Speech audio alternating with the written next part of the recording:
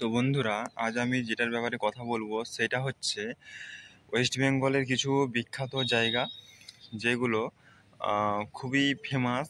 ঠিক আছে, সেই শহরগুলির নাম বলছে এবং ডিটেলসে সেগুলো বুঝিয়ে বলছে। ঠিক আছে, এক নম্বর হচ্ছে কলকাতা। কলকাতা হচ্ছে ওয়েস্ট বেঙ্গলের রাজধানী। ঠিক আছে, ক্যাপিটাল সিটি। কলকাতায় একটা জনবহুল শহর।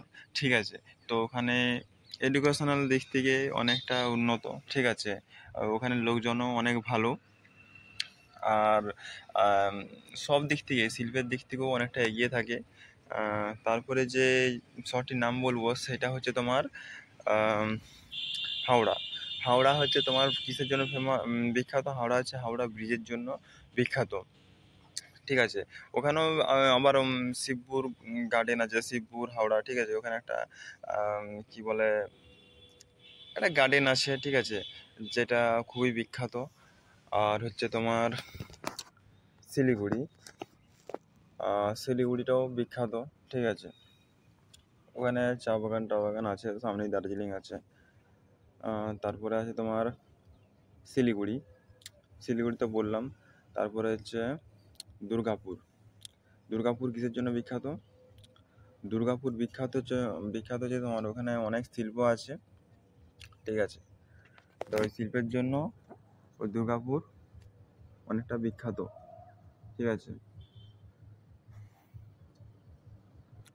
ওই শিল্পের জন্য অনেক বিখ্যাত।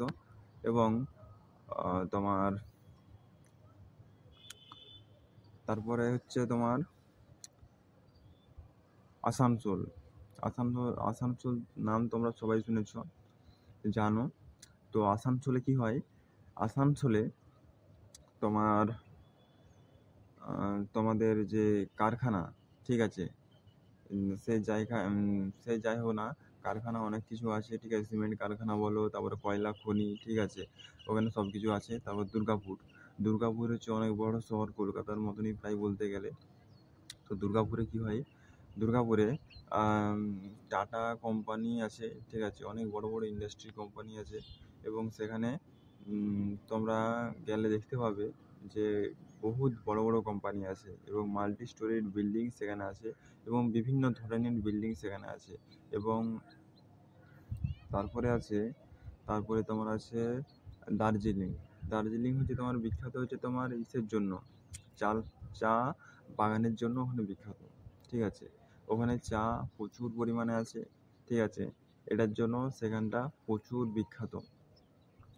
তারপরে হচ্ছে তোমার জলপাইগুড়ি। জলপাইগুড়ি কিসের জন্য বিখ্যাত? জলপাইগুড়ি বিখ্যাত হচ্ছে তোমার তোমার চা প্রোডাকশন। মানে কি বললাম যে তোমার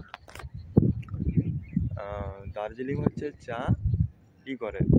ঠিক আছে, চা বাগানের জন্য বিখ্যাত।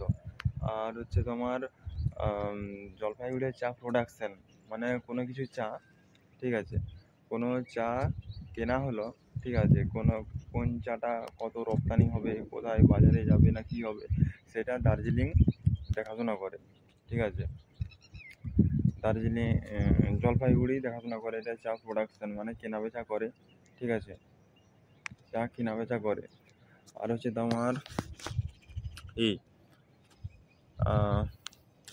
সুন্দরবন।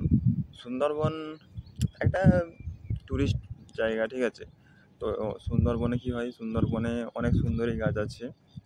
তো এখানে বাইরের থেকে লোক আসে, ঘুরতে আসে।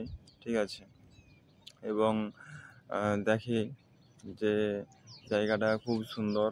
ঠিক আছে, এবং এখানে অনেক পশু টশু আছে, হাতি বাঘ সমস্ত কিছু আছে ওখানে। তাই সুন্দরবন গেলে অবশ্যই দেখে শুনে যাবে। ঠিক আছে, এবং এবং তোমরা যে আমি শহরের নাম বললাম, ঠিক আছে, সেগুলো তোমরা চাইলে ঘুরে আসতে পারো সেই সব জায়গায়। আমি একটা নাম বলিনি, সেটা হচ্ছে বর্ধমান আর কোচবিহার। বর্ধমান জায়গাটাও ভালো। ঠিক আছে, তোমরা যদি যাও দেখতে পাবে, বর্ধমান জায়গাটাও খুবই সুন্দর। তারপরে হচ্ছে কোচবিহার কিসের জন্য বিখ্যাত জানো?